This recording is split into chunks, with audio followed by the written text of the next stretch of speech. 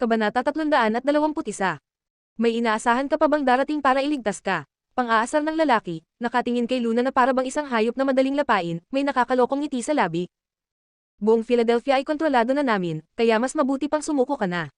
Lahat ng pag-asang hawak mo ngayon ay magiging dagdag lang sa magiging paghihirap mo mamaya, sabi ng lalaki kay Luna na may mapanuksong ngisi sa mukha. Dahil unti-unti nang nauupos ang pagnanais niyang mabuhay, mas madali para kay Luna ang tanggapin ang kamatayan. 10-10 baril ang nakatutok sa kanya at natatakot niyang iniisip kung ilang butas ang tatagos sa katawan niya oras na magbigay ng senadoryas ang lalaki. Relax ang lalaki, para siyang pas ang nakahuli ng daga. Si Luna ay parang laruan lang sa kamay niya, isang bagay na kakainin niya lang kapag nagsawa na siyang paglaruan. Little girl, huwag kang mag-alala, hindi ka pa namin papatayin. Pahihirapan ka muna namin bago ka mamatay. Sa ngayon, kakaumpisa pa lang ng laro natin. Hindi nagpakita ng takot si Luna, nanatili siyang sobrang kalmado, bagay na ikinainis ng lalaki. Gusto niya sanang makita si Luna na nagmamakaawa. Bigla, ginamit ni Luna ang natitira niyang lakas para kumawala. Tinulak niya ang lalaki at tumakbo ng pipilay-paylay. Tinamaan ang hita ni Luna kaya mas mabagal ang takbo niya. Patuloy na dumadaloy ang dugo mula sa sugat niya. Bang! Isa pang putok ang umalangaw mula sa likuran.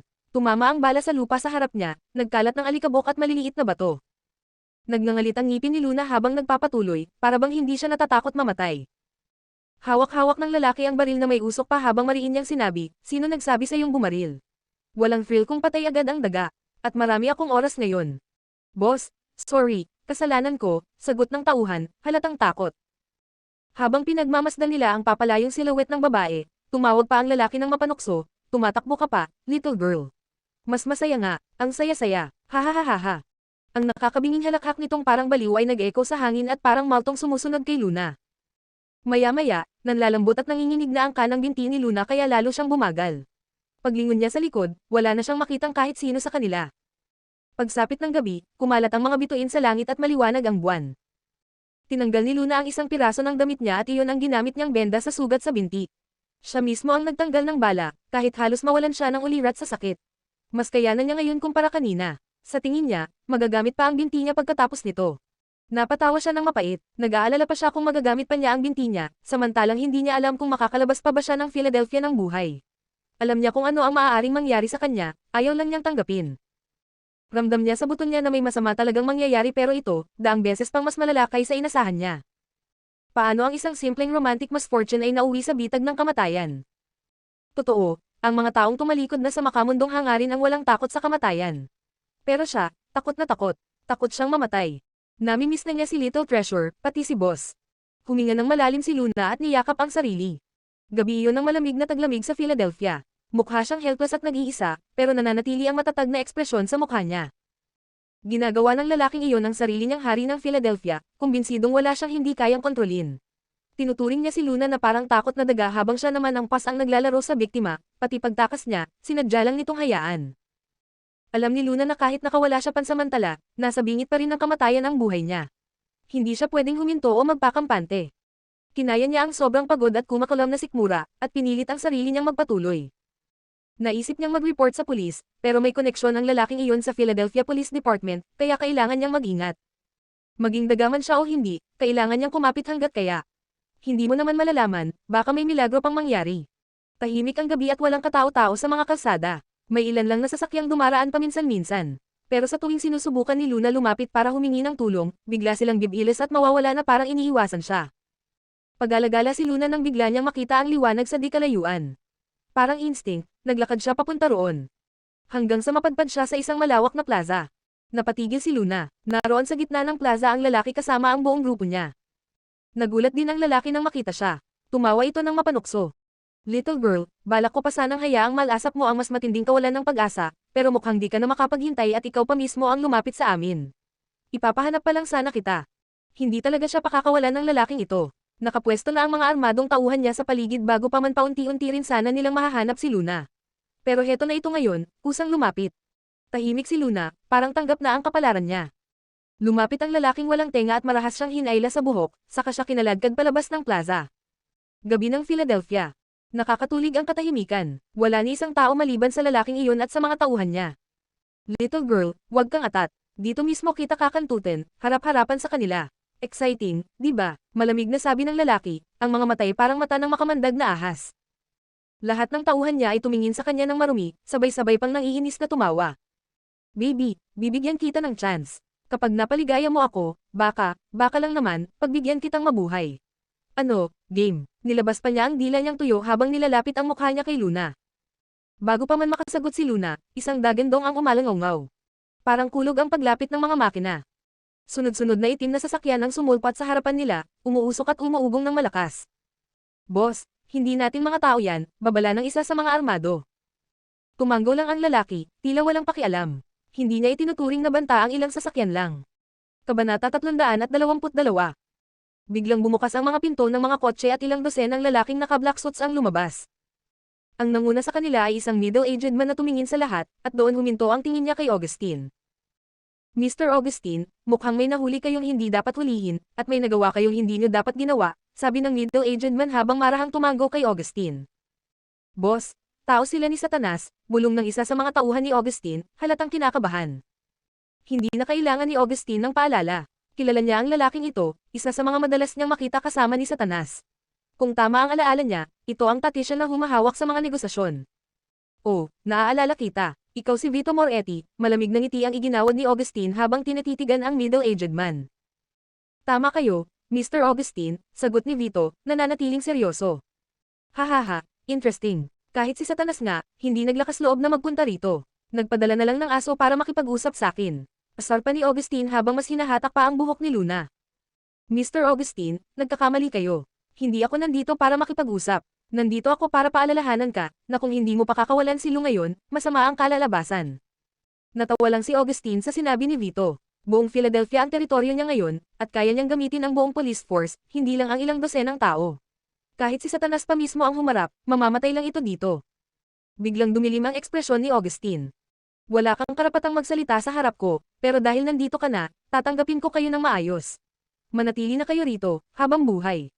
Pagkasabi niya nito, daan-daang baril ang sabay-sabay na tumutok kay Vito. Pero hindi natinag si Vito. Payapa siyang nagsalita. Kung ayaw mong makinig, Mr. Augustine, pakitanggap na lamang ang magiging consequences. Pagkatapos noon, tumalikod siya at naglakad palayo, walang pakialam sa mga baril na nakatutok sa kanya. Sa susunod na saglit, 12-dosenang itim na kotse ang biglang nagsulputan sa iba't ibang direksyon, sinasara ang lahat ng posibleng takasan. Napakunot ang noo ni Augustine, halatang nabigla, pero mabilis niyang nabawi ang composure niya. Tumawa siya ng malakas. Ito lang ba ang kaya ni Satanas? Ilang tao lang at buong Philadelphia ang haharapin ninyo. Kinuha niya ang cellphone niya at maikling utos lang ang binitiwan. Do it. Sa di kalayuan, umalangaw-ngaw ang mga police sirens. Binasag ng ingay ang katahimikan ng gabi at halos dumble ang bilang ng mga police cars kumpara sa dala ni Vito. Hahaha, tamang-tama, magandang huli kayo. Interesado ang Philadelphia Police Department na tingnan kung sino kayo. Naglalakad siya palapit ng may yabang. Sinabi ko na, kahit si Satanas pa mismo ang pumunta rito, mamamatay siya. Libo-libong armadong pulis ang pumalibot sa grupo ni Vito. Mababagsik ang tingin nila, at mukha itong buong police force ng Philadelphia at walang puwang na makaalis kahit sino sa kanila. May kumislap na kabaliwan sa mga mata ni Augustine. Ilang beses na niyang sinabi na sa sandaling iyon, siya ang hari ng Philadelphia. Ni hindi man lang niya pinapangarap na umatras. Kahit hindi lang aso ni Satanas, kahit si Satanas mismo ang humarap sa kanya, mamamatay rin ito sa Philadelphia. Tiningnan ni Vito ang nakapaligid na police cars. Bukas ang mga pinto at ang mga pulis ay nakatutok sa kanila ang mga baril mula sa mga binabaang bintana. Ang natitirang mga pulis naman ay nakataas ang riot shields, sinasara ang lahat ng posibleng daan ng pagtakas. Isang perpektong setup para burahin sa mapa si Vito Moretti at ang grupo niya. Hahaha, mga tao silang lahat ni Satanas. Alam niyong hindi sila susuko, kaya bakit hindi niyo na lang sila patayin? Sininyasan ni Augustine ang malaking lalaking nasa likuran niya. Nakuha agad ng tauhan ang ibig sabihin. Itinoon niya ang baril kay Vito at pinindot ang gatilyo. Bam! Bigla, kumalat ang malakas na putok sa buong plaza. Pero ang nakakagulat, si Vito na dapat sana'y tinamaan, walang kahit nagasgas. Sa halip, ang matipunong lalaki sa likod ni Augustine ang tinamaan sa ulo. Umagos ang dugo mula sa butas na diretso sa bungo niya. Bagsak ang katawan nitong matigas, parang troso. Ay sniper! Nanlaki ang mga mata ni Augustine pati na ng hepe ng pulisya. Nagpakatago pa sila ng sniper. Kumulo ang dugo ni Augustine. Mahirap kontrahin ang sniper. Sino ang mag-aakalang naghanda pala si Vito ng mga sniper na nakapwesto sa mga madidilim na sulok? Kaya pala hindi sila natatakot. Mabuka pa lang sana ang bibig ng police chief para magsalita. BOOOM. Isang napakalakas na pagsabog ang umalangaw-ngaw, yumanig ang hangin, at halos mabingi ang lahat. Ano yun? Sa isang iglap, Ilang police cars ang nagkaguti-guti, parang tinupi lang ng isang dambuhalang puwersa. Paglingon ni na Augustine, halos tumigil ang tibok ng puso nila. Isang military tank ang nakatayo roon. Ano? Tangke. Nanlaki ang bibig ng police chief, hindi makapaniwala. Sa ibabaw ng tangke ay ilang machine guns, at sa likuran nito ay mga armadong lalaki na may sari-saring artillery. Sa isang tingin lang, mukha silang regular army. Demonyong yan. Si Satanas yan. Sirain ang tangke. Ngayon na, sigaw ni Augustine, puno ng takot at galit. Boom! Boom! Boom! Sunod-sunod ang mga dagendong. Sa harap ng nabibiglang mga mata ng lahat, unti-unting sumulpat ang isa pang tangke, at isa pa, hanggang sa ang buong plaza ay napuno ng mga tangke, nakahanay na parang bundok. Sa ibabaw ng bawat tangke ay nakaumang ang nakakatakot na machine guns, pinapairal ng 2 fully equipped soldiers bawat isa. Mr. Augustine, wika ni Vito ng magalang, kanina, may nagsabi na tatanggapin niya ang lahat ng consequences. Paalala lang. Huwag mo akong pagsabihan, bulyo ni Augustine, halos mabaliw sa galit. Sumenyas siya, at isang tauhan ang agad tumutok ng baril kay Vito. Pero bago pa man makapagpaputok. Bam! Isa na namang sniper shot. Tinamaan ang tauhan ni Augustine bago pa nito mahawakan ng gatilyo. Mr. Augustine, sabi ni Vito nang nakangiti at walang kabog-abog. Naiintindihan ko naman ang galit mo, pero sa totoo lang, para kang langgam. Wala kang kayang patayin dito. Laban hanggang kamatayan. Huwag kayong matakot, sigaw ni Augustine, halos desperado. Habang hawak ko ang bruha na to, pati si Satanas susunod sa utos ko. Bigla, may tumunog sa kalangitan. Isang malakas na wap-wap-wap ingay ng helicopter rotors, parang higanteng grass cutter na lumilipad. Napatingala sina Augustine at ang police chief. At halos hindi makahinga sa hindi kapani-paniwalang tanawing bumungad sa kanila. Kabanata 323. Ilang helicopter ang umiikot sa ibabaw nila at sa loob lang ng isang iglap, mabilis na bumagsak mula sa ere si Mark, suot ang itim na damit. Putang ina mo, Mark Samson. Napamura si Augustine ng malakas. Hindi niya inasahan na personal na darating si Mark. Hindi pa nga siya tapos sa pagmumura, biglang, ang sumunod kay Mark ay si Venus Asher. Parehong nanginig sina Augustine at ang hepe ng pulis sa tabi niya. Alam na ng pulis na hindi basta-basta si Satanas, at ngayong gabi, mukhang mapapatunayan nga ang lahat ng chismis. Mga tangke militar, mga helicopter, parang may sarili siyang buong hukbo. Anong klaseng puwersa to? Dagdagan mo pa sina Mark Samson at Venus Asher. Sino ba sa kanila ang hindi nakakapanindik? At ngayon, lahat sila ay sabay-sabay pang dumating. Ang babaeng nahuli ni Augustine, sino ba talaga siya? Mabilis na lumipat sa gilid ang mga tangke at isang unmarked na silver car ang umusad papunta sa gitna. Mukha itong luma, parang classic car. Makapal ang alikabok at halatang matagal nang hindi nalilinis. Sa gitna ng ganitong tensyon, sobrang out of place tingnan. Sa ilalim ng nakakabinging katahimikan, lumapit si Mark sa kulay abong kotse at siya mismo ang nagbukas ng pinto, habang sina Vito, Venus, at ang iba pa ay nakatayo ng may paggalang sa tabi. Habang lahat ay litong-lito kung bakit napaka-weird ng kotse, may lalaking lumabas mula sa mukhang silang sasakyan. Tumambad ang isang lalaking may pilak na buhok, bahagyang mahaba ang bangs kaya natatakpan ang isang mata, ang kabila na may mapusyaw na brown na parang may nakatagong panganib sa ilalim. Hindi napigilan ni Luna na mapa-atras ng kaunti nang makita ang silver-haired man. Napatulala siya, parang nananaginip. Hindi, imposible. Satanas, nanlumo ang mukha ni Augustine, parang nakakita ng multo. Iilang tao lang ang nakakita kay Satanas ng personal, pero ang signature na silver hair niya, walang pwedeng magkamali. Baliw, lahat sila baliw, bulong ni Augustine sa sarili. Lumalampas sa lahat ng inaasahan, si Satanas mismo ang nag-abala pang pumunta sa Philadelphia at nagdala ng ganito kalaking puwersa, dahil lang sa isang babae. Kahit pa siya ang the king of the night, sobrang risky, sobrang mapanghamon at parang hinuhukay ang sariling libingan. Satanas, ano bang binabalak mo? Huwag mong kalimutan kung sino ako. Nanginginig na sigaw ni Augustine. Habang papalapit ang lalaki, bumuhos ang malamig na pawis sa noo niya. Bigla niyang sinigawan ang mga tauhan niya, shoot, barilin niyo siya. Pero sa harap ng nagbabadyang panganib, ang silver-haired man ay naglakad na parang wala siyang nakikita. Malamlam ang mga mata niya na walang emosyon, walang pakialam. At si Augustine, paglabas pa lang ng silver-haired man, umatras na ang mga tauhan niya. Kahit may mabibigat silang sandata, walang may lakas ng loob na itutok ito.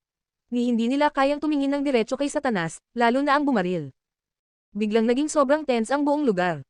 Lahat ay kumbinsido na sa susunod na segundo, siguradong magiging abo si Augustine. Pero kabaligtaran ng iniisip ng lahat, dumiretso lang ang silver-haired man, lumagpas kay Augustine, walang pakialam. Diretso siyang naglakad papunta sa babaeng nasa likuran. Huminto siya, dahan-daw ang ibinaba ang baba niya sa balikat ng babae, sa kaniyakap ito mula sa likod. Sa pinakapulido ngunit nakakakilabot na tono, bamulong siya. Miss me, my dear. Nanahimik sina Augustine, Mark, Venus, at Vito. Actually, pati lahat ng tao na kanina lang ay handang makipagbakbakan ay natahimik. Bro, puno ng bala at pulbure ang paligid. Pwede bang i-check mo muna ang situation bago ka magpakasweet? Ramdam ni Luna ang malaking anino sa likuran niya, saka ang pamilyar na boses na humihinga malapit sa kanyang tainga. Sa gilid ng paningin niya, nakita niya ang isang hibla ng pilak na buhok na sumasayaw sa hangin. Pero hindi siya naguluhan ng matagal dahil bigla siyang sinandalan ng lalaki ng buong bigat na parang malaking aso na dumagan sa may-ari. Kumirot ng matindi ang tama sa hita niya. Dahil sa sakit, natauhan siya at napasabi, pikit mata, "I miss you, uncle." Tumaas ang kilay ng lalaki at sa mababa at paus na boses ay nagsalita, "Ma'am. My dear, may sinabi ka bang extra?" Miss daw siya pero bakit naging uncle? "Yes, I called you uncle." "Baby, ang talino mo." "Tama, mali nga ang pag-uncle mo." Wala nang oras si Luna para magpaliwanag. Hindi na niya kinaya at napasigaw, "Umatras ka. Tinamaan ng bala yung pa ako." Pagkarinig nun, dahan-dahan siyang tumayo at bahagyang lumayo. Dama po ang malamig niyang tingin sa nakakasulasok na sugat sa hita ni Luna at malamig niyang sinabi, "How useless." "Ikaw." Halos sumabog ang ulo ni Luna. Sumasagad na ang sakit, nabawasan na ang dugo, at eto pa, nambabare pa tong walang kwentang Demon King na to. Bumigay ang tuhod niya at muntik nang mawalan ng malay. Agad siyang sinalo ng lalaki, hinawakan sa bewang, at matatag na ay nalalayan. Lumingon siya kay Mark, malamig ang mga mata. "Have some fun with them." Pagkatapos ay binuhat niya si Luna papunta sa bulok na kotse. Sumunod si Venus para magpaalala, "Junior sister is wounded. Mas okay kung helicopter na lang." "She's not that weak," malamig na sagot ng lalaki, saka inilagay si Luna sa loob. Sa likuran, napangiwi si Venus. "Puff, with that EQ, no wonder tumakbo si little sister sa iba." Pagkarinig nito, agad siyang tiningnan ni Mark. Kinilabutan si Venus. "Ano, mali ba sinabi ko?" Saglit na tumingin si Mark at sumagot, "Hindi ka mali. Actually, tama ka." Natahimik si Venus. Tinuro niya sina Augustine at ang grupo nito. "So ano gagawin natin sa mga to? Have fun, ba ibig sabihin patayin?" Seryosong sagot ni Vito, kalaban sila ng kabilang panig. "Kapag may namatay, mahirap ay explain. Pabayaan niyong mabuhay." Tumango si Mark, wala siyang reklamo. Sa totoo lang, sobra na ang gulo ngayong gabi. Kapag naalarma pa ang American government, lagot silang lahat. Kailangan nila itong tapusin ng mabilis. Sa loob ng silver car. Nakasando si Luna, hinihingal, pakiramdam niya anytime mawawalan na siya ng malay. Pilit niyang kinakalaban ang pagdilim ng paningin. Sa tabi niya, nagsasalita ang lalaki sa walkie-talkie, English ang gamit. Sa halo-halong antok, hilo, at sakit, may ilang salita siyang na-pick up. Bigla siyang nagising at napabulalas, "You're migrating everything." Akala niya sinabi ng lalaki na na-expose ang location ng organization, kaya kailangang mag-retreat ng lahat papunta sa Country Y. Ibinaba ng lalaki ang walkie-talkie. Tumingin sa kanya gamit ang malamig na hazel eyes, tapos dahan-daang hinayla ang wig niya na nakatubingi na. Gamit ang mahabang daliri, tinanggal iyon, saka mahinang sinabi, "My dear, hindi sila. Tayo." Kabanata 324. Pagkahila sa wig, bumagsak ang maitim na buhok ni Luna na parang falls. Sa kaputlaan ng maliit niyang mukha, mas lalo pang lumitaw ang kagandahang kayang umuga ng puso ng kahit sinong tao. Tayo, nang marinig niya iyon, kumislap ang takot sa mga mata niya. Para siyang biglang natapakan ang sarili niyang bitag. Tumaas ang boses niya, "Anong kinalaman ko dyan? Hindi ako sasama. Pumunta ako para sabihin sa'yo na tapos na tayo. From now on, lakad ka sa sunshine mo, tatawid ako sa lonely bridge ko. Please, tigilan mo na ang panghihimasok sa personal life ko." Tiningnan siya ng lalaki na parabang natatawa siyang hindi makapaniwala. Over. "My dear, akin ka. Paano tayo matatapos?" Sumirit ang adrenaline ni Luna sa inis. Akin ka dyan ulo mo. Akin ka ng mga multo." "Oh." Kumuyam ang hangin sa paligid nila nang biglang lumamig ang boses ng lalaki. "If you're not mine, then whose? Lucas Ford. Akin ang sarili ko. Pwede bang independent ako?" Hindi man lang siya natinag. Sa halip, kinuha niya ang hibla ng buhok ni Luna at pinaikot-ikot iyon, sabay sabing may nakatagong panganib, "My dear, pinalalabas lang kita para mag-enjoy. Pero hindi kasama sa freedom mo ang mag-cheat sakin. Kaya ngayon, binabawi ko na yung freedom na yun." "Cheat, hindi nga tayo. Alam mo ba ibig sabihin ng in a relationship?" Hindi. Ituro mo." "Ituturo ko sa kapatid mo." "Wala akong kapatid." Natahimik si Luna. Pinili na lang niyang manahimik, nag-ipon ng lakas. Inihilig niya ang ulo sa bintana, nakatingin sa madilim na langit sa labas. May desperasyon sa mga mata niya. Kung sumama siya ngayon, baka, hindi na siya makabalik. Sa Washington DC, hotel. Nagparty ang buong crew kagabi. Halos tanghali na bago sila nagkandaugat at nagising. Habang kumakain sila ng lunch, napansin nilang may kulang. Nasaan si Luna? Kumain na ba siya? "Di ko alam. Tawagan mo." Tinawagan siya ni Dave pero off ang phone. Kumunat ang noo niya, nakapatay cellphone niya. Hindi naman siya sumama sa bar kagabi, di ba? Imposibleng hindi pa siya gising ngayon, bulalas ng scriptwriter na si RC. Tumayo si Dave. Aakyat ako para i-check. Pagdating niya sa kwarto ni Luna, ilang beses niyang pinindot ang doorbell. Walang sagot. Ano ba tong babaeng to? Hindi sumama kagabi, tapos ngayon biglang nawala. Nagparty ba to mag-isa? Where's the loyalty? Umirap siya, iritado, at bumalik sa baba para kumain ulit. Pero matapos ang lunch at palapit na ang oras ng flight nila, at hindi pa rin lumilitaw si Luna, doon na kinabahan si Dave. Kahit gaano ka-hardcore si Luna, hindi niya kailanman ino-off ang work. Hindi siya yung tipo na mawawala ng walang palom lalo na bago umalis ang team. How is it? Hindi mo pa rin siya makontak? Tanong ni Direk Gilbert. Umiling si Dave. Wala, dead air. Tumingin si Direk Gilbert sa relo. Kung hindi tayo aalis ngayon, may iwan tayo. Pero hindi gumalaw si Dave. Kayo na muna, hihintayin ko siya. Napakunot ang noo ni Direk Gilbert. Sige, ako rin. Paunahin natin ang iba. Dahil siya ang team leader, responsibilidad niya ang lahat. At sa huli, ang ibang crew ang umuwi muna habang sina Direk Gilbert at Dave ay naiwang naghihintay kay Luna. Habang hinihintay pa rin nila si Luna na lumitaw, ilang beses tumawag sina Direk Gilbert at Dave pero nanatiling nakapatay ang cellphone ni Luna. Doon na sila nagsimulang kabahan. Nagtanong sila sa mga receptionist ng hotel kung may nakakita ba kay Luna. Nang malaman nilang walang nakapansin, humingi na sila ng kopya ng surveillance recordings. Medyo matrabaho ang proseso bago makuha ang mga footage, kaya pagdating nila sa viewing room, gabi na. Sa surveillance, malinaw na nakita nila na pagdating ni Luna kagabi, diretso siya sa kwarto, at hindi lumabas buong gabi. Umalis lang siya kinabukasan ng maaga pa at mula noon, hindi na siya bumalik. Anong nangyayari? Saan siya nagpunta? Bakit hindi pa siya bumabalik? Lalong lumalim ang kunot sa noo ni Dave. Sa suot ni Luna sa footage, wala namang itsura na lalabas para magliwaliw. At sobrang aga nang umalis siya. Naglakad-lakad si Direk Gilbert, halatang hindi mapakali. Hindi kasi ganon ka-safe dito sa Amerika, okay pa sa DC, pero ang suburbs, hindi kilalang tahimik. Posible kayang umalis siya ng DC. May sinabi ba siya kung saan siya pupunta ngayon? Umiling si Dave. Wala, hindi ko rin siya nadala kagabi sa bar at sabi niya magpapahinga raw. Simula tanghali, hinanap na nila si Luna. Pero hanggang gabi, wala pa rin kahit anong balita. Kasabay nito, sa isang business reception sa Imperial. Nakatayo si Lucas sa harap ng floor-to-ceiling window, suot ang itim na tuxedo, nakatitig sa malayo, para bang may problemang iniisip na ulit-ulit niyang nilalabanan. Lumapit si Russell at sinapo ang balikat niya. Hoy. Ano na naman iniisip mo? Bakit parang wala ka sa sarili mo nitong mga araw? Hindi ka na nga umiinom sa reception, ngayon pati espiritu mo hindi mo dala. Biglang kumislap ang screen ng phone ni Lucas at halos nabulag si Russell. Putay, mata ko, nasusunog. Ano yan? Lucas Ford, ayos ka lang. Tinapunan siya ni Lucas ng malamig na tingin na parang mortal sin ang pagsabi ng masama tungkol sa wallpaper niya. Ang screensaver kasi ni Lucas ay, ang pamilya nilang tatlo, siya, si Little Treasure, at si Luna. Selfie, cute pose, chicks resting on hands, may stickers, pink na cat ears. Kung sina Little Treasure at Luna lang, cute pa. Pero once sumama ang stoic-faced Lucas. Parang maltong tinurukan ng rainbow. Kaya naman halos mapa-atres si Russell. Grabe, nagpicture ka ng ganyan. Sino ka at anong ginawa mo kay Lucas? Walang pakialam si Lucas sa komento nito. Binuksan niya ang messages at min-message si Luna.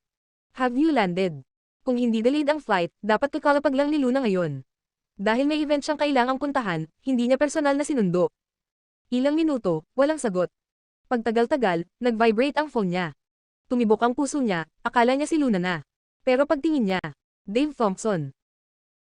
Kabanata 325. Hello, Tito, bungad ni Dave, halatang balisa ang boses. May nangyari ba? Sagot ng baritonong boses ng lalaki, may naririnig pang mahinang ingay sa background na parabang nasa isang business function siya. Hindi na nagawang maglihim ni Dave.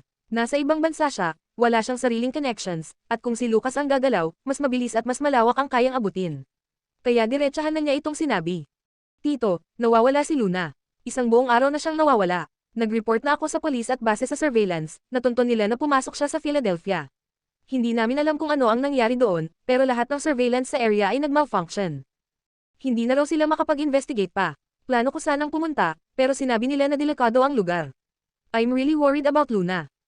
Sa loob ng marangyang banquet hall sa ilalim ng kristal na chandelier, mas hinigpitan ng lalaking naka-black tuxedo ang hawak sa telepono. Bigla ring bumagsak ang temperatura sa paligid. Anong sinabi mo? Malamig niyang tanong. Philadelphia. Hindi ba't pumunta si Luna sa DC para mag-promote ng movie? Bakit siya mapupunta sa Philadelphia? Si Russell na nasa tabi niya ay napakurap at napakamot ng braso. Lucas, anong meron? Bakit parang ang sama ng aura mo? Hindi sinagot ni Lucas ang insulto o tanong. Sa halip ay naglakad siya palabas ng hall pagkatapos sabihin. Bago sumapit ang bukas, kailangan kong malaman kung sino ang taong yun. Hindi man lang lumingon. My God, bukas agad. Kahit ibigay ko buhay ko sa pag-iimbestiga, kulang pa rin ang oras. Reklamo ni Russell, pero halatang kabado. Base sa reaksyon ni Lucas, mukhang malaking gulo ito. Kaya mabilis din siyang umalis para sundin ang utos. 10 minuto ang lumipas. Sa gabi, sa loob ng helicopter. Nakaupo si Lucas, may black laptop sa tuhod, at ang mga mata niya ay matalim na parang tatango sa isang bagyong siya mismo ang lilikha. Ang buong Philadelphia network ay sarado, parang sinadyang sirain para itago ang isang bagay. Pagkalipas ng kalahating oras, may na-recover siyang ilang putol-putol na footage. At sa loob lang ng isang segundo, parang may humugat ng puso niya. Doon sa video, si Luna ay hinahabol ng isang grupo na gustong siyang patayin. At sa pinakahuling frame, si Luna ay binaril. Nanigas si Lucas, humigpit ang hawak sa laptop. Nanginginig ang boses, pumunta tayo ng Philadelphia. Napalunok ni Jackson habang nakatingin sa footage. Namumutla.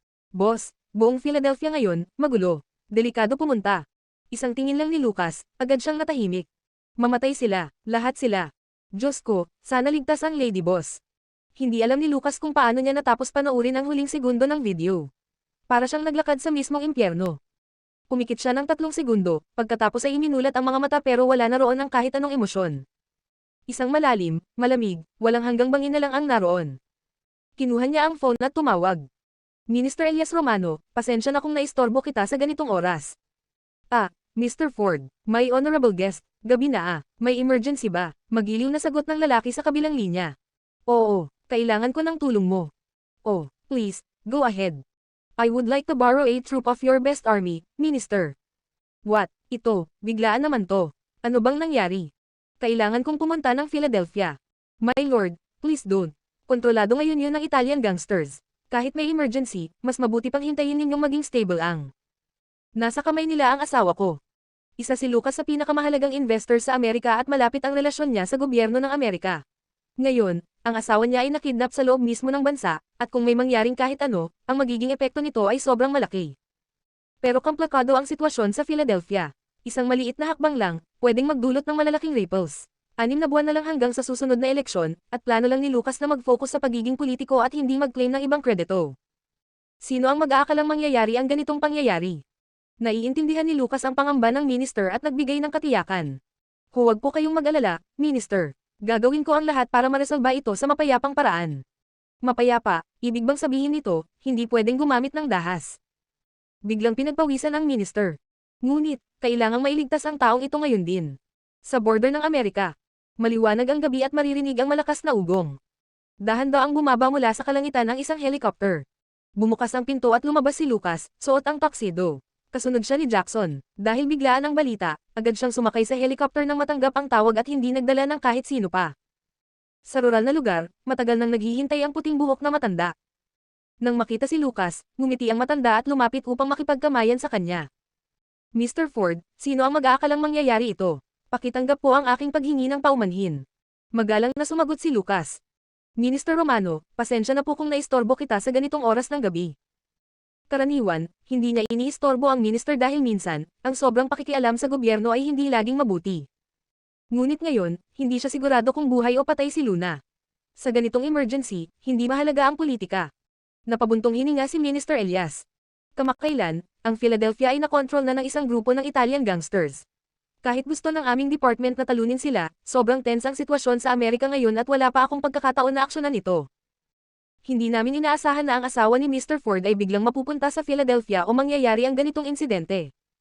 Malaking tao si Lucas Ford sa negosyo sa Asia at malakas ang impluwensya niya sa ekonomiya.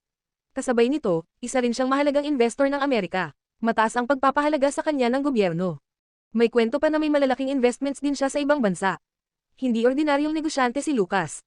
Kung hindi siya mag-aalala ng ganito sa gitna ng gabi para personal siyang tanggapin ng isang minister. Kung may mangyari sa minamahal niyang asawa sa Philadelphia, baka masira ang reputasyon ng minister dahil baka umalis si Lucas sa Amerika at itigil ang investments niya na posibleng magsimula ng mas maraming sigalot. Isang napakahirap na sitwasyon ito. Tahimik na sumunod si Jackson kay Lucas, habang patuloy na ginagamit ang phone para subaybayan si Luna. Kahit na hindi gaanong malakas ang Amerika kumpara sa ibang second world countries, mayroon silang decent na military force. Lalo itong napatunayan ng magkaroon ng digmaan sa pagitan ng Amerika at isang maliit na bansa, at nakita ng maraming investors ang tunay na kakayahan ng Amerika. Ngunit kahit malakas ang military nila, sakit sa ulo ang economic aspect. Lalo na pagkatapos ng digmaan, kailangan nila ng mas maraming pera para suportahan ang troops. Malubha ang economic infrastructure ng Amerika, kaya mataas ang pagpapahalaga nila sa malalaking investors tulad ni Lucas Ford. Kabanata 326. Minister Romano, pwede na nating laktawan ang maliit na usapan. Hindi tiyak ang kaligtasan ng aking asawa sa ngayon. Kailangan ko agad humiram ng tropa mula sa inyong hukbo. Tahimik at malamig gaya ng dati si Lucas, ngunit sa mas malapit na pagtingin, mapapansin mo ang nakakatakot na kakaibang ningning sa kanyang mga mata. Mr. Ford, sa palagay ko ay lubos ninyong alam na ang kasalukuyang sitwasyon ng digmaan sa Amerika ay tensyonado. Kung nais ninyo ng isang tropa, tumigil sandali si Minister Elias, tila may nais sabihin ngunit nag-atubiling ituloy. Anong ibig mong sabihin, Minister Romano? Malinaw na may ibig ipahiwatig si Lucas habang nakatingin sa matanda. Mr. Ford, sa ngayon, may ilang mahahalagang pamumuhunan ng Amerika at ang mga ito ay may kinalaman sa militar. Kaya, Mr. Ford, kung handa kayong mamuhunan, sa palagay ko ay hindi magiging problema na agarang magayos ng isang tropa para sa inyo. Nais ko lang malaman kung ano ang inyong palagay dito. Sabi ni Minister Elias habang maingat niyang sinusuri ang saloobin ni Lucas. Tumaas ang kilay ni Jackson. Kitang-kita na ginagamit ni Minister Elias ang sitwasyon para sa sariling pakinabang. Tumingin si Lucas kay Minister Elias at malamig na sinabi, Minister Romano, wala ako sa mood na pag-usapan ang negosyo sa inyo ngayon. Kung gayon, hindi magiging madali ang pag-aayos nito. Maaaring kailanganin ng kaunting oras para mamobilize ang tropa. Sinabi ni Minister Elias, na sadyang nagkunwaring nag-aalala. Sige, tumanggo si Lucas. Nang marinig ito, agad na natuwa si Minister Elias at inisip na makakakuha siya ng bagong daloy ng pondo. Ngunit ang sunod na sinabi ni Lucas ay nagbago ng buong ekspresyon ni Minister Elias. Kung ganoon, aalisin namin ang lahat ng pamumuhunan ng Ford Corporation sa Amerika, at baka humanap na lang kami ng ibang pamumuhunan sa bansa M. Natapos ni Lucas ang kanyang sinabi nang hindi na muling tumingin kay Minister Elias. Tumanggo siya kay Jackson at naglakad patungo sa helicopter. Mr. Ford, sandali lang po. Agad na hinabol siya ni Minister Elias at hinadlangan si Lucas. Akala niya dahil desperado si Lucas, papayag ito sa karagdagang pamumuhunan ngunit hindi na biktima ang lalaki. Kung aalisin ni Lucas ang lahat ng kanyang pamumuhunan, sisihin siya ng mga awtoridad at agad na mawawala ang anumang benepisyo na pinangarap niya. Mr. Ford, ang sinabi ko kanina ay pwede namang pag-usapan mamaya. May emergency tayo at kailangan pa nating iligtas ang inyong asawa sa Philadelphia muna, hindi ba? Mabilis na sabi ni Minister Elias pagkatapos niyang huminto kay Lucas. At ang tropa, malamig na tumingin si Lucas kay Minister Elias. Kung ganoon, paano kung ihanda namin ang isang tropa na may 300 tao para sa inyo, Mr. Ford? Tila humihingi ng opinyon si Minister Elias kay Lucas. 300 tao, muntik na namang kumurap si Lucas. Hindi pa niya malinaw ang sitwasyon sa Philadelphia. Magulo roon, kahit walang Italian gangsters, may mga malalakas na puwersa pa rin, at lahat ng ito ay hindi tiyak. Hindi sapat ang 300 tao. Kung sapat na ang 300 tao, bakit niya pa kailangan pang magpakapagod para lang immobilize ang kanyang sariling tao? Bakit pa kailangan niya pang humanap ng minister na ito? Paano kung 400? Sinubukan ulit ni Minister Elias nang makita ang pag-aalinlangan ni Lucas. Patuloy na tinitingnan ni Lucas si Minister Elias nang walang sinasabi. Ninervyos na si Elias, kaya inihaplos niya ang kanyang mga kamay at tinanong, Mr. Ford, ano ang gusto ninyo? 20 tangke, 5 fighter jets, at 500 armadong tao, tuwirang sabi ni Lucas. Tinitigan ni Minister Elias ang lalaki sa tuxedo, pinipigil ang sumabog na sumpa sa loob ng kanyang bibig. 20 tangke plus 5 fighter jets at 500 armadong tao. Sobrang demanding ni Lucas, bakit hindi na lang niya nakawan ang iba? Sa kasalukuyang pangangailangan sa digmaan, imposible na may ganoong dami silang tangke at fighter jets na pwedeng ilaan. Kahit mayroon man, hindi niya pwedeng basta immobilize. Hindi pwede, talaga, hindi pwede, ito'y hindi pwede, umaawit na sigaw ni Minister Elias. Kung hindi pwede, hindi na rin pwede ang Ford Corporation. Palem, Minister, umiling si Lucas. Mr. Ford, halos umiiyak si Minister Elias. Mr. Ford, sobra ang inyong hinihingi. Sa kasalukuyang tensyonadong labanan, 5 lang ang tangke at 2 fighter jets na pwedeng ilaan. Kahit gusto ninyo ng higit pa, ito lang ang pwede. Sige, tumanggo si Lucas. Ano, namangha si Minister Elias, naloko na ba siya ni Lucas Ford? Siya pa rin si Minister Elias Romano, nakitungo sa mga diplomatikong sitwasyon sa kalahati ng kanyang buhay, ngunit dito, naloko siya ng isang negosyante. Malinaw na eksperto si Lucas pagdating sa psikolohiya. Una, magbibigay siya ng kahilingan na imposibleng tanggapin ng kabilang panig, sa kanya ibubunyag ang tunay niyang gusto, para magmukhang mas madali at mas katanggap-tanggap. Sa puntong iyon, wala nang nagawa si Minister Elias. 5 tangke, 2 fighter jets, at tropang 300 ang bilang. Sapat na ang lakas na yan para burahin ang buong Philadelphia sa mapa. Walang problema, hindi ba, Mr. Ford? Sige, tugon ni Lucas. Nang makita niya ang lupaypay na mukha ni Minister Elias, sinabi ni Lucas, huwag kang mag-alala, Minister Romano. Ako ang mananagot sa anumang magiging danyos kung may mangyaring pagkawala. At gaya ng sinabi ko kanina, gagawin ko ang lahat para maresolba ito ng mapayapa. Kampante ako sa pangako niyo, Mr. Ford. Pakisubukan po talaga. Pinabuksan ni Minister Elias ang pinto ng helicopter at sumama kay Lucas sa paglipad patungo sa pinakamalapit na military fortress sa Philadelphia. Sa sandaling iyon, binubuhat si Augustine ng ilang malalaking lalaki habang tumatakbo sila palabas ng lungsod. Mula sa mahigit 100 tauhan, 20 na lang silang natira, at halos wala nang matino sa kanilang mga suot, puro punit at duguan. May alinlangan pa sina Venus at Mark, kaya dinakip nila ang mga nasa 70 hanggang 80 tauhan ni Augustine, inalisan ng mga armas, at hinayaan si Augustine na magdala ng pera para sa pantubos. Mas grabe pa, pinaghubad pa nila lahat ng damit ang mga ito. Ang pantalon ni Augustine ay puro matingkad na pulang dugo, at ang ibabang bahagi ng kanyang katawan ay ganap ng winasak ni Mark. Satanas, Mark Samson, ipapapatay ko kayo ng napakasahol. Sigaw ni Augustine, nag-aalab ang galit sa kanyang mga mata. Kung nakakapatay lang ang titig, matagal nang nagkadurog-durog sina Satanas, Mark, at lahat pa ng kasama nila. Pero sa kasamaang palad para kay Augustine, walang napapatay sa pamamagitan ng pagngangalit ng mata. Boss, ano na po ang gagawin natin? Ang pulisya ng Philadelphia, parang mga kuting na walang silbi. Nang makita si Satanas, para silang nakakita ng multo at tumakbo ng mas mabilis pa sa kahit sino. Sila mismo ang Samires sa atin. Reklamo ng isa sa mga lalaking may buhat kay Augustine. Sa totoo lang, alam naman nilang lahat na ang tunay na Samires sa kanila ay si Augustine mismo. Kung hindi dahil sa kagustuhan nitong guluhin ang babae ni Satanas, hindi sana sila nagkaganito. Sinira ni Mark ang nether regions ni Augustine. Para hindi mamatay ang lalaki, nagdala pa sina Mark at Venus ng doktor para operahan siya, tahiin ang sugat at bigyan ng painkillers. Kung ikukumpara sa mga tainga niyang pinutol, mas mahalaga ang ibabang bahagi ng katawan niya. Pagbabayaran ko sila ng milyon-milyong beses. Papatayin ko ng pinakamalala si Satanas, si Mark, lahat sila. Narinig niyo ba ako? Mamamatay silang lahat ng malala. Sigaw ni Augustine. Ngunit nang marinig iyon, napailing na lang ang kanyang mga tauhan. Si Satanas ay isang kilalang figure na tinatawag na King of the Night. Kahit si Mark Samson lang, kaya siyang patayin ng mag-isa. Ano pang ipanghihiganti ni Augustine? Bunganga. May nabubuong plano sa utak ni Augustine. Iuulat muna niya ito sa mga seniors. Hindi siya pababayaan ng mga iyon. Sa oras na iyon, biglang, may malalalim na ugong na umalangaw sa langit at biglang lumiwanag ang gabi.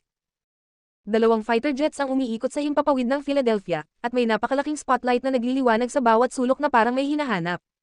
Saan galing yung helicopter? Helicopter. Teka, parang kakaiba ang tunog.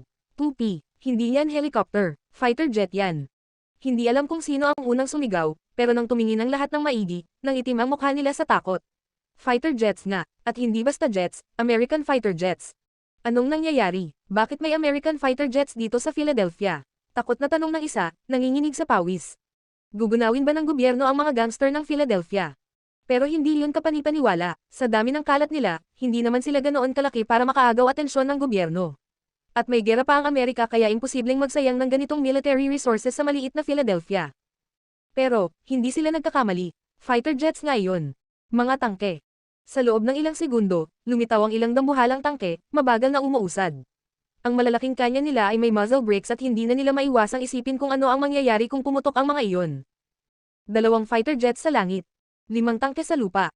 Napatulala sina Augustine at ang kanyang mga tao. Para silang pinako sa kinatatayuan. Gusto na nilang malaman kung ano ba talaga ang nangyayari. Kabanata 327. Biglang lumitaw sa Philadelphia ang 2 American fighter jets at 5 war tanks ng Amerika, na nag-iwan kina Augustine at ng kanyang mga tauhan sa labis na pagkabigla. Sa sandaling iyon, agad na nakalimutan ni Augustine ang kanyang galit kay Satanas at Mark Samson.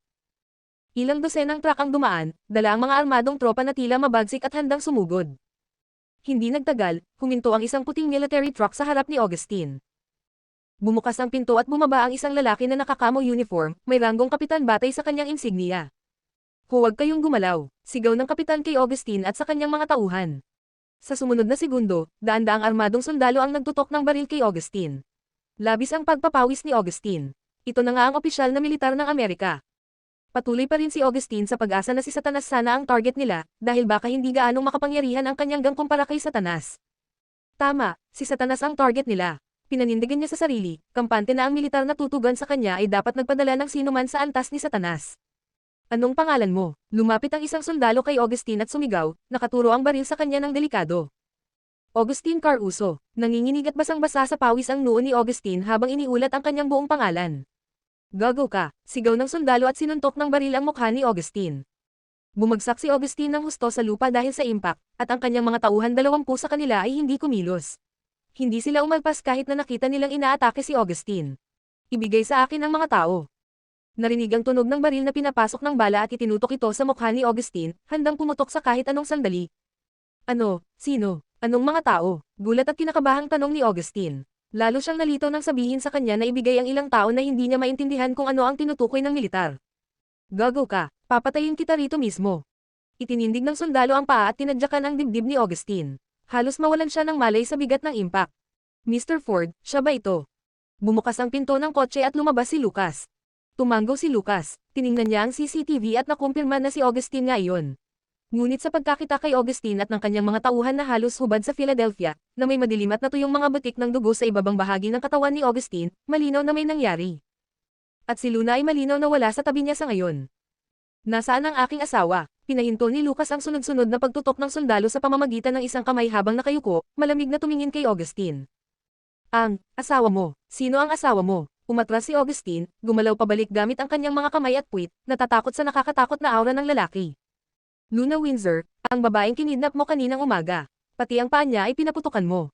Kahit sinubukan ni Lucas na maging kalmado, nanginginig si Augustine sa lamig ng kanyang tingin. Luna Windsor, ako, hindi ko siya kilala, baka nagkamali ka ng tao. Namangha si Augustine, sino ba talaga itong babae? Una, si Satanas, ngayon, nandito na ang American military. Dagdag pa, sa paraan ng pakikitungo ng captain kay Lucas, baka siya ay isang major o marahil isang colonel. Inakala ni Augustine na naroon ang American military dahil kay Satanas, ngunit ang lahat pala ay dahil kay Luna Windsor. Binanggit pa ng lalaking ito na asawa niya si Luna. Kung ganoon, ano naman si Satanas? Ibig bang sabihin, hindi pala babae ni Satanas si Luna? Wala nang oras si Augustine para mag-isip, alam niyang hindi niya pwedeng aminin na binaril niya si Luna. Kaya pilit niyang iginigiit na hindi niya kilala si Luna at hindi niya kailanman dinukot ang asawa ng lalaking ito. Ayaw mong magsalita, tumayo si Lucas at tiningnan siya ng walang emosyon. Marami akong paraan para mapasalita ka. Subukan mo kung gusto mo. Tuluyang bumuhos ang pawis ni Augustine. Naiisip niya. Kung ganito siya kasigurado sa mga ginawa ko, ibig sabihin, may ebidensya na siya. Wala nang saysay magsinungaling. Yung babae, kinuha siya, kanina lang.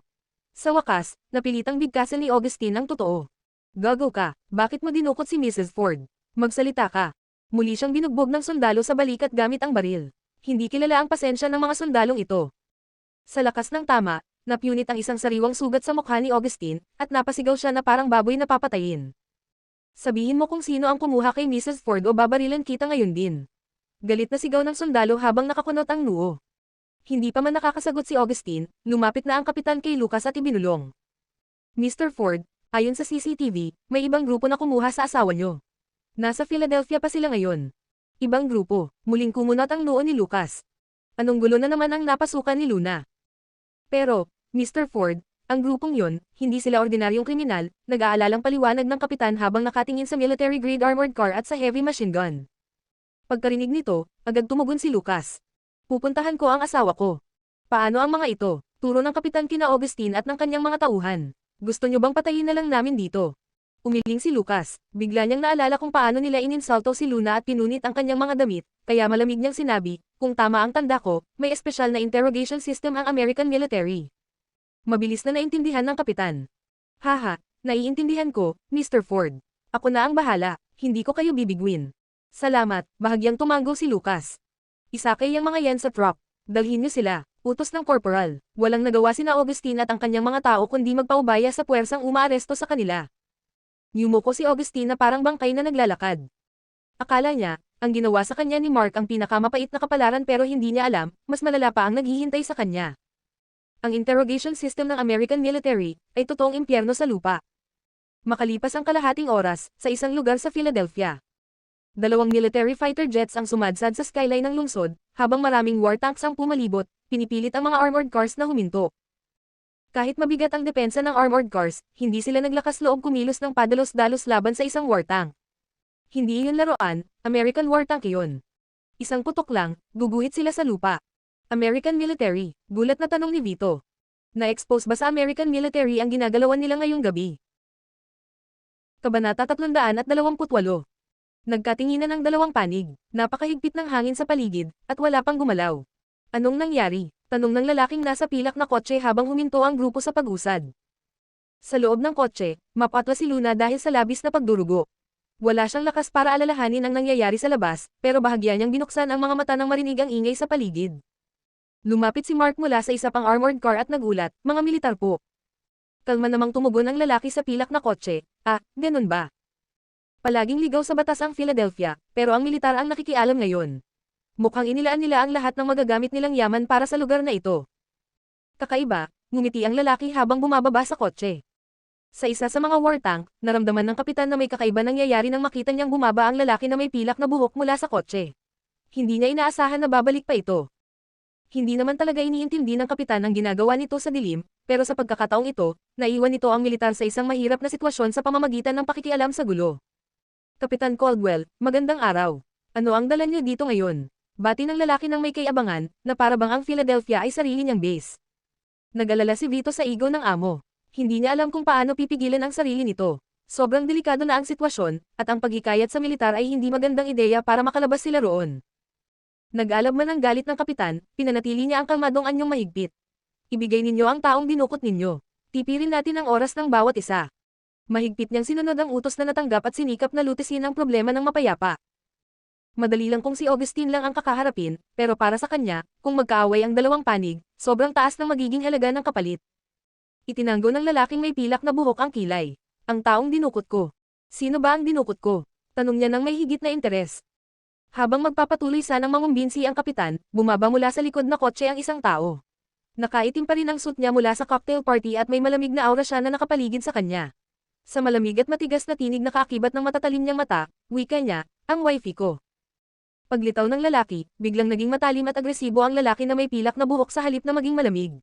Ipinikit niya ang ngipin at sinabi, "Lucas Ford." Magkahiwalay ang dalawang lalaki ng ilang metro, isang masama at isang yelo ang lamig. Parang may mga di nakikitang kuryente sa hangin. Sa pilak na kotse, biglang nagising si Luna. Anong nangyayari? Naisip niya, narinig lang niya ang boses ni Lucas. Hindi, imposible. Bakit narito si Lucas Ford? Dapat ay guni-guni lang niya. Mabilis na naglaho ang liwanag sa mga mata ni Luna, pero ang maliit na spark ng pag-asa sa kanyang puso ay nagundyok sa kanya na tingnan sa labas ng bintana. Namangha siya nang makita ang nangyayari. Sa harap ng nakakatakot na itim na fighter jet at war tank ay nakatayo ang pamilyar, matayog na katawan. Naglabas ito ng aura ng taglamig pero pinigil ang kanyang puso. Lucas Ford. Siya na, talaga. Pagkatapos ng mahabang nakakapanghiningang katahimikan, nagsalita ang lalaki na may pilak na buhok, "Ha, nakakatuwa. Sino ang wifey mo?" Bago pa man makapagsalita si Lucas, sumilip ang isang ulo mula sa pilak na kotse. Kumaway si Luna habang sumisigaw, Ako yun. Iligtas mo ako, boss." Sa sandaling makita ang babae, biglang natunaw ang yelong tindig ni Lucas. "Luna." Ilang oras lang ang lumipas mula nang matanggap niya ang tawag ni Dave, pero parang ilang buhay na ang nakalipas ang naramdaman niya. Sa wakas, natagpuan niya siya. Nang marinig ang sinabi ni Luna, hindi na nakayanan ng lalaking may pilak na buhok ang kanyang kalmadong anyo. Sa inis, agad siyang lumingon at sinigawan siya, "Ako, yung puwet mo. Bumalik ka, Mark, dalhin mo siya." Agad siyang naiinis sa kanya. Paano siya nang ahas naman dahil sa harap niya? Talagang laban na siya ngayon. Maingat na umubo si Vito habang walang imak na hinaplos ni Venus ang ilong niya at tumingin sa langit ng inosente. Mukhang alam na ni Mark ang lahat ng ito habang sumusunod sa utos ni Satanas at lumakad patungo sa sasakyan para simulan ang makina. Habang mabilis na umuusad ang tanawin sa bintana at lumalayo siya kay Lucas, agad na samando si Luna sa bintana ng kotse at umiiyak ng labis, ayokong umalis. "Boss, iligtas mo ako, iligtas mo." Tumingin si Lucas sa maliit at miserableng mukha ng babae, at nanikip ang kanyang puso, kasabay ng isang di mabilang na damdamin ng kagalakan. Hindi ba siya ang lalaking may pilak na buhok na gusto niya? Bakit naman inamin niya, na siya ang asawa niya? Posible bang nag-aaway lang sila? Oh. Pinipilit ng lalaking may pilak na buhok na lunukan ang galit na halos mawala na siya ng kontrol at sinabi sa pinakamalumanay niyang tono, "Ha? Nang nanganganib ang baby ko, nasaan ka? Ako ang nagligtas sa kanya, at ngayon nandito ka para angkinin lahat ng papuri." "Ang baby ko." Nang marinig ito ni Lucas, agad niyang isinara ang lahat ng init ng damdamin at sinabi ng poker face, "Sino ang dapat pasalamatan ng asawa ko sa panganib?" "Ikaw." Naiwan na walang masabi ang lalaki. Totoo na si Augustine lang ang nanakit kay Luna dahil sa kanya, at kung hindi niya inayos ang pagkikita nila dito, hindi sana siya mapahamak. Pagkatapos noon, hindi tiyak kung ano ang naiisip ng lalaki, pero naging mapanuri siya at tumingin kay Venus, kailan nagpalit ng pangalan ng bata sa wifey. Damaloy ang malamig na pawis sa noo ni Venus habang sumagot, boss. Wifey, ay hindi pangalan. Para ito sa pagtawag sa asawa mo, ibig sabihin, asawa ko. Biglang sumigaw ang lalaki na may pilak na buhok, ano to? Ang puwet mo, opisyal na ba? Ikaw na ang wifey. Nang makita niyang ligtas na si Mrs. Ford, pansamantalang nakahinga ng maluwag ang kapitan habang patuloy na pinapayuhan si Satanas, pakawalan niyo si Mrs. Ford. Maari namang pag-usapan ang lahat. Kung patuloy kayong magwawalang bahala, huwag niyo kaming sisihin kung gagamitin namin ang dahas. Ito ang aking pinakanais. Hindi lamang umatras ang lalaking may pilak na buhok, kundi tila mas lalo pang na-excite. Nakatoon ang kanyang mapusyaw na kayumangging mga mata kay Lucas, parang hayop na nakakita ng biktima. Nagmumuni-muni si Vito at sinabi, Satanas, hindi pwede. Paparating na ang bangka, maaari tayong umalis agad, walang dahilan para makipag-away sa kanila sa ganitong oras. Malinaw na labag siya sa ideya ng pagsira ng anumang plano para sa babae. Hindi na niya sinuportahan ang nakaraang plano na lumaban kay Augustine gamit ang napakalaking puwersa dahil natatakot siyang may masamang mangyari. Ngunit, mas masahol pa ang sitwasyon kaysa sa kanyang inaasahan. Satanas, magpahinga ka sandali, at hihinto ang hangin at aawatin ang alon. Hayaan mo muna silang makuha siya. Lagi naman nating. Tumahimik ka. Walang magawa, tumingin si Vito kay Venus para humingi ng tulong. Umiling si Venus at nagpakita ng pagnanais ngunit hindi makakatulong. Hindi niya alam bakit tuwing may kinalaman kay Lucas ang lalaking iyon, parang naiinitin siya para makipagbakbakan. Dagdag pa rito, may kinalaman ito sa little junior sister, kaya anuman ang payo, wala talagang pag-asa. Kabanata 329. Sa kabilang banda, seryosong pinayuhan ng kapitan si Lucas, Mr. Ford, hindi maganda ang sitwasyon. Maaari ko silang takutin dito at doon, pero kung talagang gagamitin natin ang mga baril, hindi ito maganda. Bakit hindi? Nagliliyab ang mga mata ni Lucas sa galit at determinasyon. Handa na siyang ibuhos ang lahat. Walang problema, tatanggapin na lang niya ang hindi kanais-nais na kondisyon ni Minister Elias. Anong malaking bagay kung mauudyok ang gyerang ito? Sa simula, nag-alinlangan siya nang makita ang lalaki na may pilak na buhok, dahil nakilala niya na ito ang tinutukoy ni Luna, ang taong talaga niyang gusto. Ngunit, lumalabas na naglaan siya ng napakalaking panganib at dumaan sa ganitong delikadong sitwasyon para lihim na bumiyahe patungong Philadelphia, para lang makita siya. Voluntaryo siyang sumunod sa kanya. Ang katotohanan iyon ay tumusok sa puso niya na parang palaso, nagdulot ng labis na kalungkutan. Ngunit, sa sandaling siya'y nawalan ng pag-asa, bigla na lang lumitaw si Luna at inamin mismo na siya ang asawa niya. Maliwanag na ayaw niyang umalis kasama ang lalaking iyon. Nakiusap siya ng tulong. Para bang nakaranas siya ng kamatayan sa isang sandali at muling nabuhay sa susunod. Agad na bumalik si Lucas mula sa impyerno patungo sa mundo ng tao. Ano man ang mangyari, kailangan niyang dalhin siya pauwi ngayon. At sa sandaling iyon, halos magkapareho lamang ng iniisip ang lalaki na may pilak na buhok at si Lucas. Brat, ayaw mong umalis kasama ko. Sige, ako na ang kukuha sa'yo. Big senior brother, pakawalan mo na ako, ha? Pakiusap, dinadasal ko lang ito. Big senior brother, kung pakakawalan mo ako ngayon, magiging alipin ko na lang ang sarili ko sa susunod na buhay para ipakita ang pasasalamat ko. Big senior brother, hindi mo na ba iniintindi ang brotherhood? Hindi ba ako pa rin ang little junior sister na pinakamamahal mo? Sa loob ng kotse, kahit gaano magmakaawa si Luna, hindi man lang napukaw si Mark. Sa wakas, sumuko si Luna at nakalugmok sa upuan ng kotse, naaalala ang matinding sandali nang makita niya si Lucas. Habang iniisip niya ito, lalong nadarama ang kanyang kalungkutan. Mas mabuti pa kung wala na talagang pag-asa. Sa ganitong sandali, hindi inaasahan, nakita niya siya. Kahit mukhang sira-sira ang maliit na kotse, maayos pa rin itong gumagana at mabilis na naidaragdag ni Mark sa pagmamaneho. Ngunit nang malapit na silang makarating sa pantalan, biglang may lumitaw sa harap ng kanilang daraanan. Hindi inaasahan ni Luna at ni Mark na may lalabas sa ganitong oras. Agad na pinahinto ni Mark ang kotse gamit ang emergency brake, huminto kalahating metro lamang mula sa lalaki. Nakita nila na ang hamarang sa daan ay isang lalaki na may kulot na kayumangging buhok, kayumangging balat, at mukha na may tila walang pakialam na ekspresyon. Siya ay napahanga si Luna hanggang sa mabulol. Second ano? Itinaas ng lalaki ang kilay, at sa sandaling iyon, para kay Luna, para bang milyon-milyong cherry blossom trees ang namulaklak. Second senior brother, second senior brother, second senior brother, second senior brother, second senior brother. Napaka-emosyonal ng ekspresyon ni Luna, parang isang fan na sobrang tuwang nakita ang paborito niyang idolo. Nagsimula siyang sumigaw sa tuwa. Nakalimutan pa niya na masakit ang sugat sa kanyang hita. Tumalon siya palabas ng kotse at tumakbo papunta sa lalaki. Second senior brother, talagang ang ikaw yan. Tawa ng malakas ang lalaki. Hahaha, little junior sister, miss me. I miss you. Oh, second senior brother, sobrang miss na miss kita. Puno ng luha ang mga mata ni Luna. Matagal na niyang hindi nakikita ito at talagang namiss niya siya ng sobra. Noong mga panahong iyon, natatakot siya sa maraming tao, ngunit si Sean Lee ang isa lamang na gusto niyang makita at gusto niyang makalapit. Hinaplos ng lalaki ang kanyang magulong mahabang buhok at sinabi, good girl, good girl. Miss din kita, Egu, little junior sister, ang haba na ng buhok mo. Ang ganda mo sa mahabang buhok. Ang ganda mo talaga, little girl. Siyempre, mas maganda pa nga ako kapag nakadamit pang babae. Second senior brother, saan ka ba nagpunta? Sabi ni big senior brother, higit kalahating taon ka nang hindi nagpapakita. At hindi mo rin ako kinontak. Reklamo ni Luna. Tinaasan siya ng kilay ni Sean. Tama ka dyan. Nagkwentuhan pa ang dalawa ng matagal hanggang sa pinutol ito ni Mark. Sean. Tinawag niya ang pangalan ng lalaki na walang kahit anong ekspresyon sa mukha, tanging matatalim at nag-uusisang mata lamang. Aha, senior brother, ang tagal nating hindi nagkita. Mismo ako. Inakbayan ni Sean si Mark at bahagyang samaan daw sa kanya na parang walang pake. Itinulak siya ni Mark palayo gamit ang isang kamay. Hinahanap ka ni Master. Muling samaan daw si Sean sa kanya. Si Master lang. Ikaw, hindi. Sa gilid, tinakpan ni Luna ang mga mata niya. Egu, hindi ko na kaya makita. May mga bata rito. Ang mga bulaklak ng ating bayan maaapektuhan sa kalandian nyo. Hinampos siya ni Sean ng mahina sa ulo. Ikaw, bulaklak, ikaw ang flower overlord.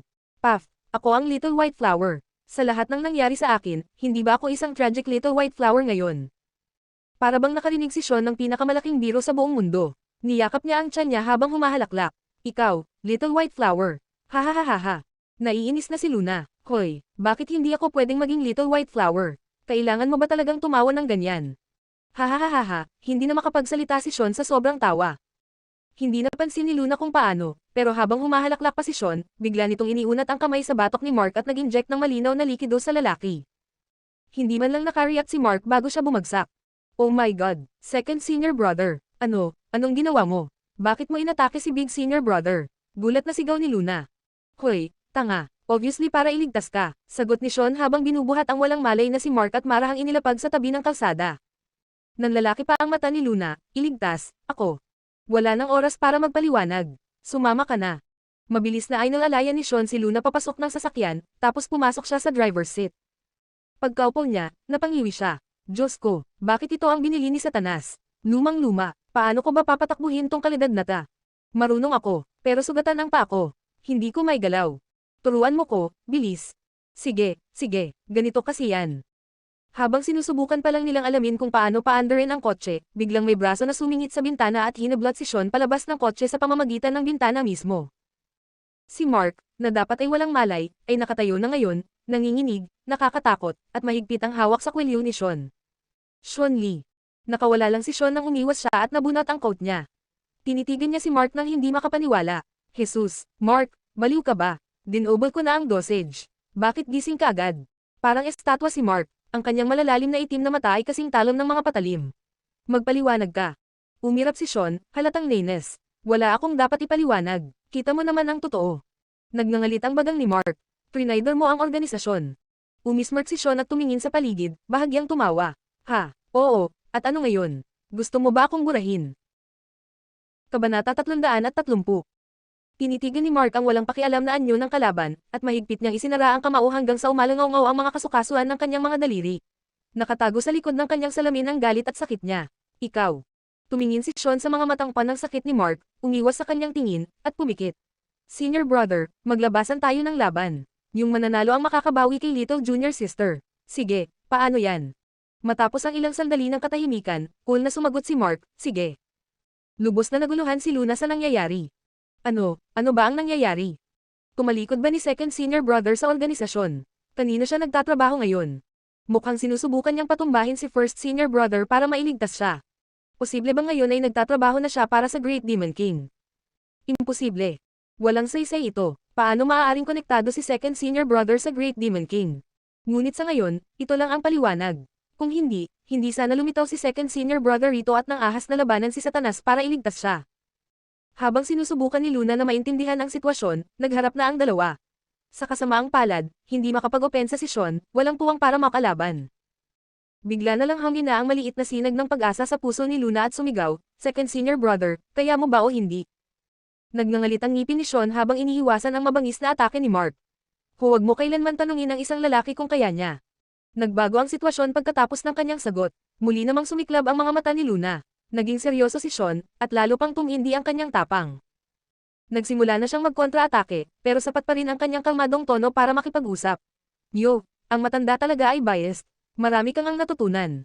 Naiinis si Luna. Nawawala siya ng kalahating taon. Siyempre, si Master ay kay first senior brother lang ang may itinuturo. At may mas masama pa. Hindi ka panipaniwala ang talento ni Sean, kaya niyang obserbahan at aralin sa mismong laban ang mga bagong kakayahan ni Mark, at agad na naibalik ang atake pabalik sa kanya. Namangha si Luna, sayang, wala siyang popcorn para mas ma-enjoy ang palabas.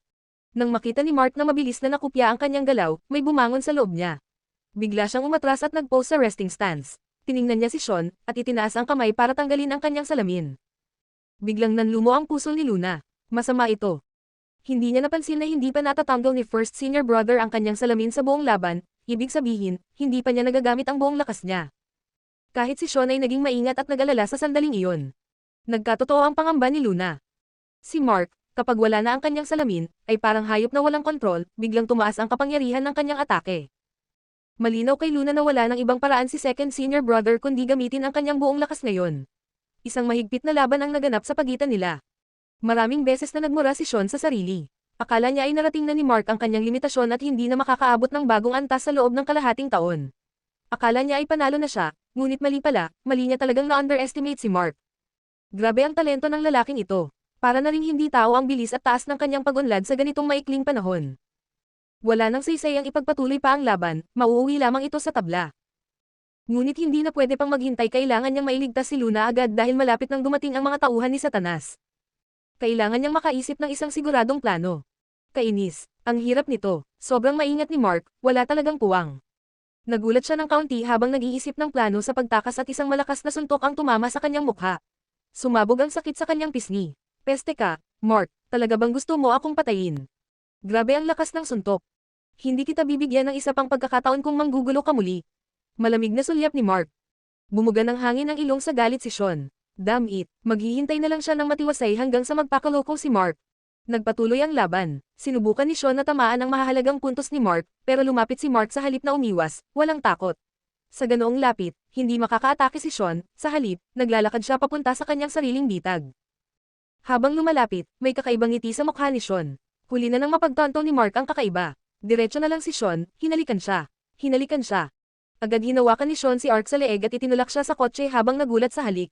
Mahina niyang bulong, senior brother, talo ka na. Nagulat si Luna, daam. Ang mga mata ko, second senior brother, sobrang mali yan. Basta gumana. Proud si Sean sa kanyang taktika at ngumiti kay Mark. Senior brother, aamin ka na ba sa pagkatalo?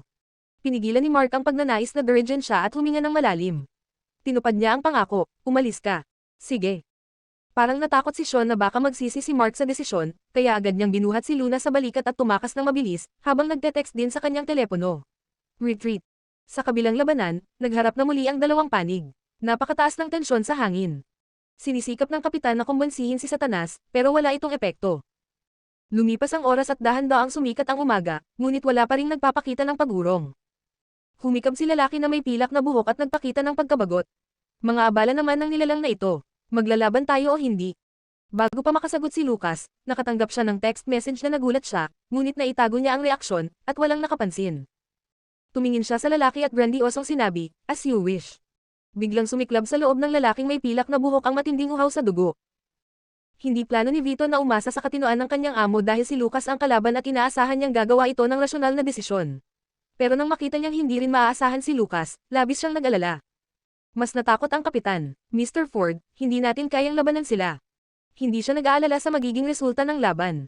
Mahina na ang Amerika sa gyera ngayon, at kung matatalo ang isa sa kanilang pangunahing puwersa rito, baka samantalahin ito ng ibang bansa para pasukin ang inang bayan.